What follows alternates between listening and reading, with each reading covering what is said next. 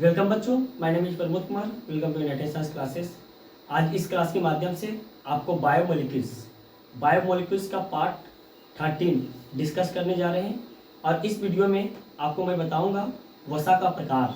ठीक है, इससे पहले वीडियो पार्ट 12 में मैं बताया था कि वसा क्या होता है। वसा को बंध के अनुसार दो भागों में बांटा गया था, एक संतृप्त वसा और एक होता है असंतृप्त वसा।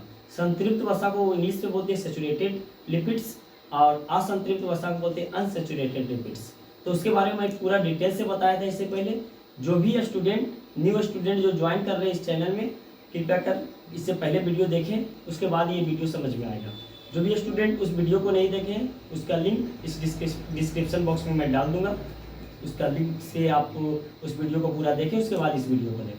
ठीक है, तो अभी मैं बताता हूँ। इससे पहले संतृप्त वसा के बारे में मैं क्या बताया था। संतृप्त वसा में मैं बताया था कि जिसमें एकल बंध होता है, कार्बन और कार्बन के बीच में एकल बंध होता है, उसको हम लोग संतृप्त वसा बोले थे। असंतृप्त वसा हम बोले थे कि जिसमें कार्बन और कार्बन के बीच में द्विबंधक रहता है, उसको हम लोग बताए थे असंतृप्त वसा।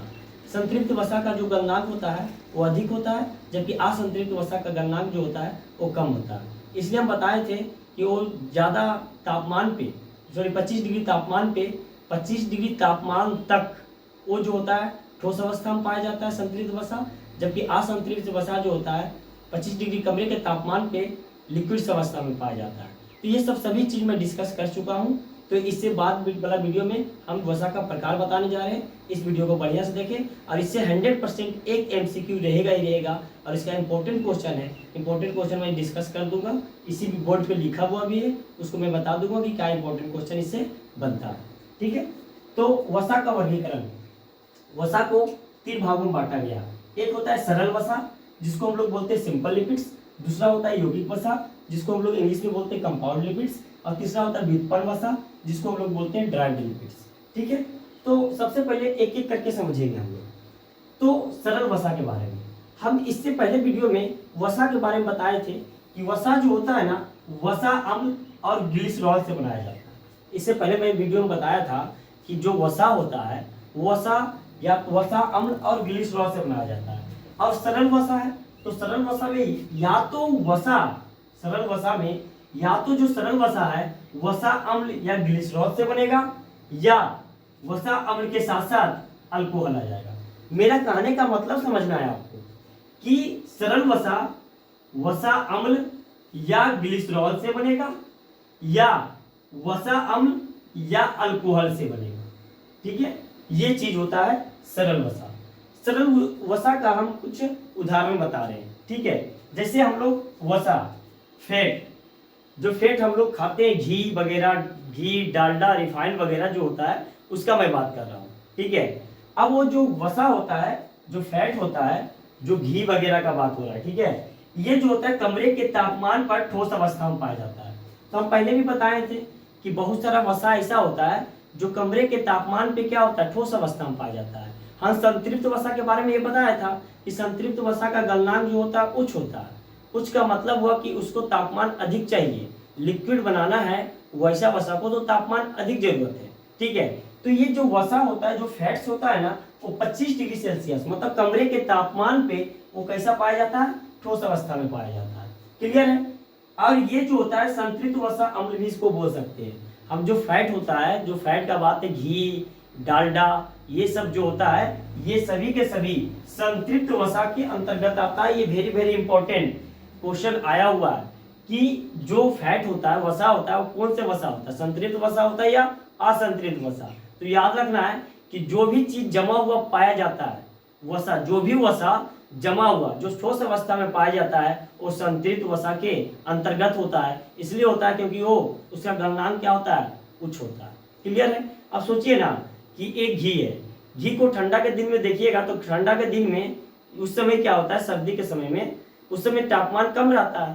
तब तापमान कम रहने की वजह से घी और डालडा क्या होता है, घी और डालडा जम जाता है। ठीक है, घी और डालडा क्या होता है, जम जाता है।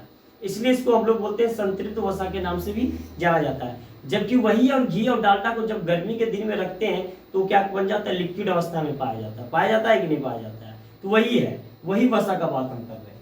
ठीक है, तो ये वसा हो गया। अब एक आता है तेल।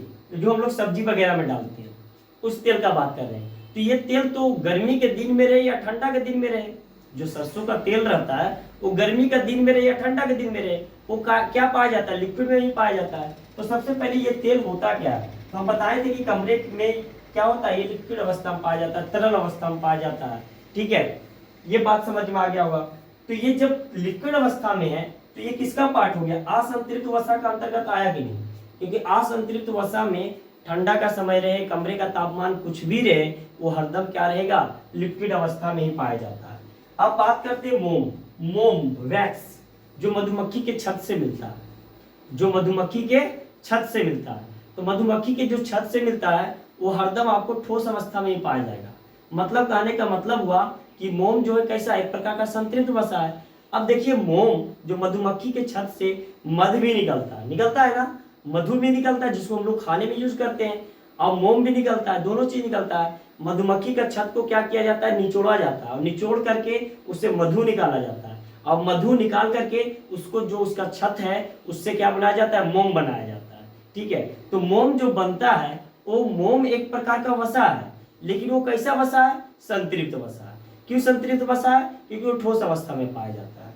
ठीक है, लेकिन ये बात अब याद रखना कि मोम से निकलता है मधु, तो सिंपल सा बात है कि इसमें ये जो वसा होगा, वसा अम्ल और ग्लिसरॉल के जगह पर क्या अल्कोहल भी हो सकता है, क्योंकि उसमें मधु पाया जाता है, और मधु भी में क्या है, मीठापन आता है। तो जहां जहां पे मीठापन आएगा ना, तो कहीं ना कहीं अल्कोहल का मात्रा आएगा ही आएगा।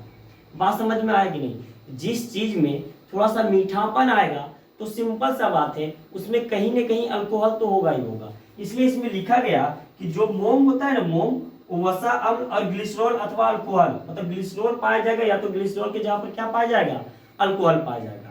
तो ये है। तो हम क्या बताएं सरल वसा में, सरल वसा में हम जो भी पॉइंट बताएं उसको केवल छोटा छोटा पॉइंट बताएं। सबसे पहले सरल वसा में क्या बताएं कि सरल वसा जो होता है वसा अम्ल और ग्लिसरॉल, अब ग्लिसरॉल को हटा दो, ग्लिसरॉल के जगह पर क्या रख दो, अल्कोहल। मतलब या तो सरल वसा वसा अम्ल और ग्लिसरॉल से बनेगा, या वसा अम्ल और अल्कोहल से बनेगा। तो इसका हम बताए थे 3 उदाहरण। वसा मतलब फैट मतलब घी मतलब डालडा, ये सब का बात हो रहा है। तो ये कैसा वसा है, सिंपल सा बात है, एक प्रकार का संतृप्त वसा है। किससे बनेगा, तो वसा अम्ल और ग्लिसरॉल के जगह पर किससे बनेगा, ग्लिसरॉल को हटा दो, अल्कोहल डाल दो। क्लियर हो गया सरल वसा।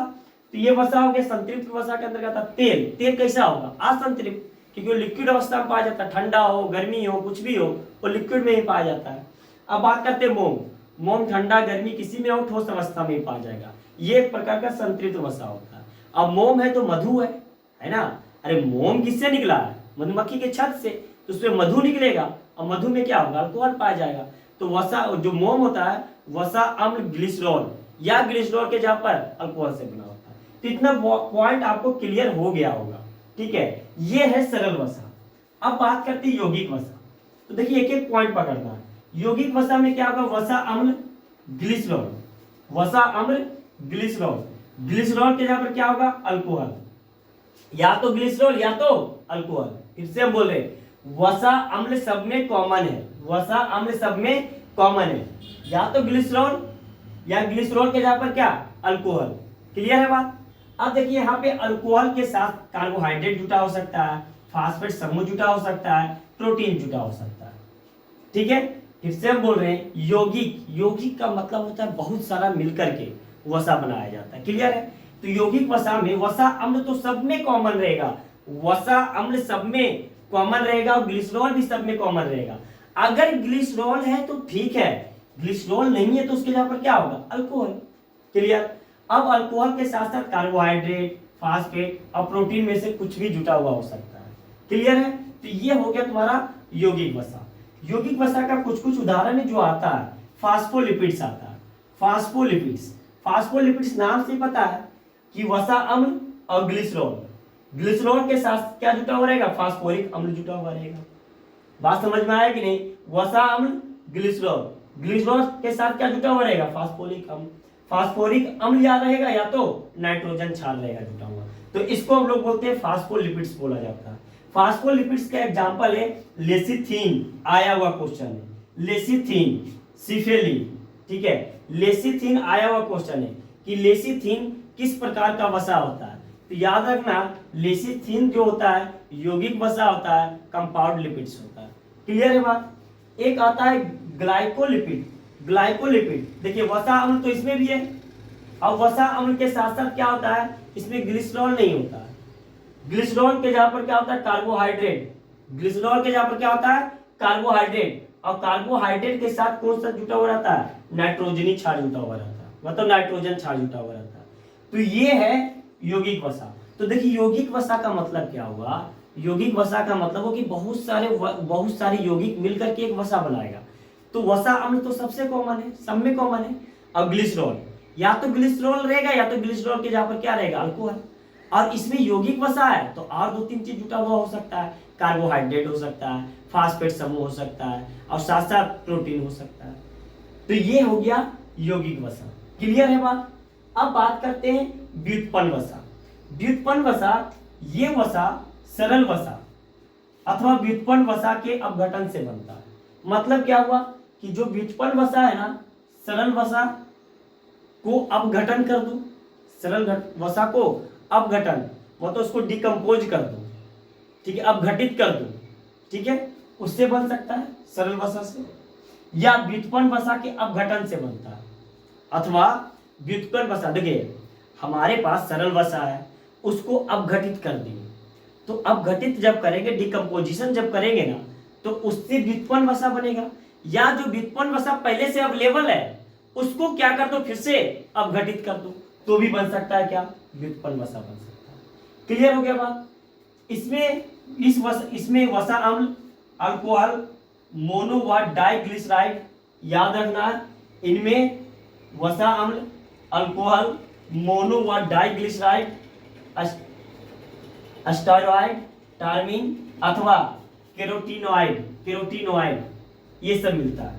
तो इसमें क्या क्या हो सकता है वसा अम्ल मिल सकता, वसा अम्ल अल्कोहल मोनो व डाइग्लिसराइड स्टेरॉइड टार्मिन अथवा केरोटिनॉइड। अब ये पता आपको हम एक क्वेश्चन पूछते हैं, ठीक है। एक क्वेश्चन है मेरे पास कि गाजर में किस प्रकार का प्रोटीन पाया जाता है, या गाजर में किस प्रकार का वसा पाया जाता है। तो गाजर में जो प्रोटीन पाया जाता है सबको पता है केरोटिन नाम का, या वसा बोलते हैं तो वसा किस प्रकार का पाया जाएगा केरोटिनॉइड। क्लियर है बात, समझ में आ गया। तो केरोटिनॉइड, तो ये दोनों याद रखना है स्टेरॉइड और केरोटिनॉइड। स्टेरॉइड और केरोटिनॉइड किस प्रकार का वसा है तो व्युत्पन्न वसा है। तो सिंपल सा बात याद रखना है कि अगर सरल वसा का बात करेगा, फिर से हम बोल रहे हैं सरल वसा का बात करेगा तो वसा अम्ल ग्लिसरॉल, और ग्लिसरॉल के जगह पर किसको मिला देंगे हम लोग, ग्लिसरॉल अगर नहीं रहेगा तो वहां पे अल्कोहल को मिला दो, ये सरल वसा बन जाएगा। सरल वसा का 3 एग्जाम्पल बताए हैं कि जो फैट होता है, जो हम लोग फैट मतलब जो चर्बी, उसको खाने के बाद चर्बी आता है। जैसे क्या चर्बी क्या क्या खाने से आता है, तो घी ज़्यादा खाने से आता है, क्या खाने से आता है तो तेल ज़्यादा खाने से आता है, क्या ज़्यादा खाने से आता है डालडा खाने से आता है, मधु खाने से भी क्या आता है चर्बी वगैरह बढ़ता है, ठीक है। अब ये सब के सब जो होता है सरल वसा होता है। तो देखिए सिंपल सा याद करने का तरीका है कि जो हम लोग घी वगैरह खाते हैं ना, घी हो गया, मोम हो गया, इसमें थोड़ा सा मीठापन आता है, तो या तो उसमें वसा अम्ल के साथ ग्लिसरॉल पाया जाएगा, या ग्लिसरॉल के जगह पर क्या पाया जाएगा अल्कोहल पाया जाएगा। तो ये सब बात पकड़ में आना चाहिए। यौगिक वसा का मतलब नाम से ही पता लग रहा है, यौगिक वसा नाम से पता लग रहा है कि बहुत सारे परमाणु को मिला दो, या बहुत सारे वसा को मिला दो, तो ये क्या बन जाएगा यौगिक वसा बन जाएगा। तो यौगिक वसा के अंतर्गत ये बताए थे आपको कि वसा अम्ल के साथ ग्लिसरॉल, या ग्लिसरॉल के जगह पर अल्कोहल, या तो वसा अम्ल ग्लिसरॉल के साथ जुटेगा, या तो अवसा अम्ल अल्कोहल के साथ जुटेगा, और बाकी इसके साथ समूह जुटा हुआ रहता है, कार्बोहाइड्रेट हो सकता है, फास्फेट हो सकता है और प्रोटीन हो सकता है। क्लियर है। तो इस प्रकार के वसा क्या बोलेंगे हम लोग यौगिक वसा बोलेंगे। फास्फोलिपिड ग्लाइकोलिपिड इसका एग्जाम्पल है। अब व्युत्पन्न वसा, व्युत्पन्न का मतलब ही हुआ ड्राइव्ड, बना हुआ, एक दूसरे से बना हुआ। तो सरल वसा के अपघटन से बन सकता है, या जो पहले से व्युत्पन्न वसा है उसको क्या कर दो अपघटित कर दो। इसका मेन एग्जाम्पल याद रखना है आपको स्टेरॉइड और केरोटिनॉइड, ठीक है। तो ये था वसा और वसा का प्रकार जो कि मैं बता दिया हूँ। ये पार्ट 13 है। जो भी बच्चों नया नया ज्वाइन कर रहे हैं, इसको इस पूरा पार्ट को देखिए, आपको बायोमोलिक्यूल्स पूरा अच्छी तरीके से समझ में आएगा, 100% समझ में आएगा। और मैं ये भी 100% बताता हूँ कि जितना भी वीडियो मैं अपलोड कर रहा हूँ, इससे एक भी क्वेश्चन अगर बाहर आ गया तो कंप्लेन आप कर सकते हैं। ठीक है, वीडियो को ज़्यादा से ज़्यादा लाइक, सब्सक्राइब, शेयर करें। Thanks for watching.